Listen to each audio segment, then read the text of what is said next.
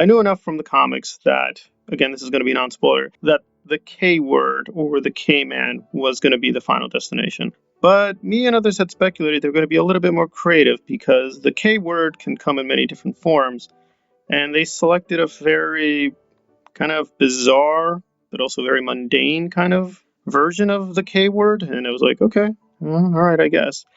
I didn't really like the actor embodying the K word, so I kind of hope they were going to replace him, give him a few more big paychecks, and say, "C'est la vie," and let's move on, because I didn't find his portrayal all that effective. But what about the show overall? Well, we're now left with a lot of hanging questions. I guess at least the panicky kind of reactions that free will was going to be destroyed or everything's deterministic, those were going to be put to rest. I think we all knew that. But I thought the dramatization and visualization of this was sort of, it worked in places. I mean, the way a certain, let's just say, non-human character turns out to be, well, they were sentient and had consciousness. I thought, oh, that was intriguing. Okay. But it was a little underwhelming them finally invading the palace, and what they see is just, you know, kind of an ordinary person, and they just have a big, long, boring conversation. And that was it. So sort of like, it's very anticlimactic. But there were some standouts in this particular episode. I thought the music was incredibly good. The music was very, very well done.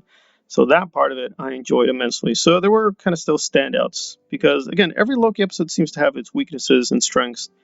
This one had pretty good music. The other ones I felt were kind of slacking in that department. But in terms of the twists, in terms of the characters, really not much happens. I mean, it's interesting that this Loki seems to be giving up on being a conqueror or destroying everything and is more responsible. All right, I found that credible, but why Sylvie or Lady Loki still has this kind of vendetta mindset just felt kind of weak. It just felt like that's just way too simplistic for her character. And I guess if you were interested in the romance between the characters, they do pay that off a little bit. I am totally indifferent to that, so I didn't really care. But it's gonna add some depth to the characters, at least a little bit. But it just seemed very, very a bit all over the place. And again, obviously this is a season finale, so they got to tie up a lot of things. So there's gonna be a lot of things that are left, very unsatisfied. And they are promising a season 2 of Loki, so if they hooked you enough for this show, then presumably they're going to answer more questions and get more into depth with Loki and the other season and the rest of the series. A lot of people keep complaining that this is becoming like The Mandalorian and that Loki is just a guest star in his own show. I wouldn't say that, but I would say that, in a deep sense, you could just subtitle this.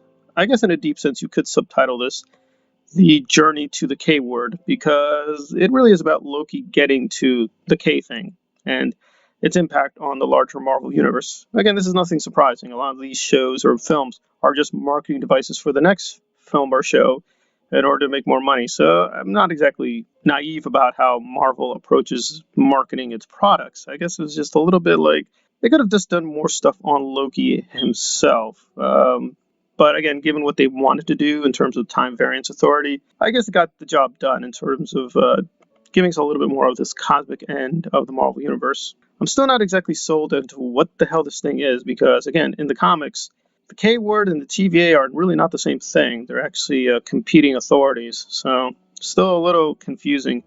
And how this ties back into the Infinity Gauntlet, the Infinity Stones, and all that, again, to me at least, is a little murky.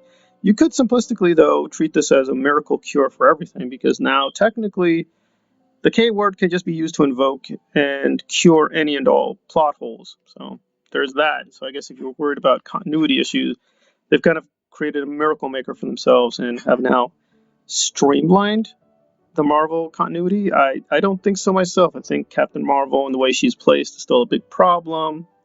I think there's a lot of questions here. But in the context of the show itself, and in terms of this episode, yeah, it's pretty good. It's definitely a way above average. It's much better than Black Widow. I'll give it that.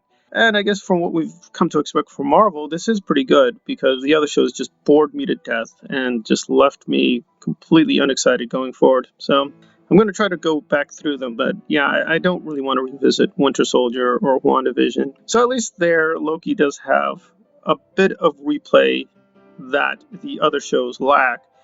So I'll give it that. So I think the episodes do stand up on their own feet, and they are amusing enough. But I guess the way it was all tied together still seems to me a little dry. I expected something more spectacular, something much more intriguing to happen at the end, and this is sort of just good enough.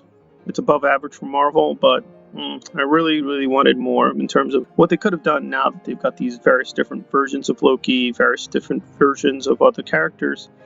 I kind of expected something really nutsoid or crazy and interesting, and they just kind of settled for a very mediocre kind of ending. But I'm going to try to be fair. I'm going to give it a 7.25. So it's a big drop in quality from the last couple episodes, but onto itself, yeah, it's pretty good. I think you'll be amused enough. And if you are completely blind to this part of the Marvel Universe, I think they did a good enough introduction, although the versions of these characters is fairly mundane, but that's my opinion. So it's a good overall above average episode, but still left a lot of dangling things, which I feel frustrated by. I'm still left a little frustrated, but that's me. All right, this has been a non-spoiler review of this season finale of season 1 of Loki. Thank you for listening.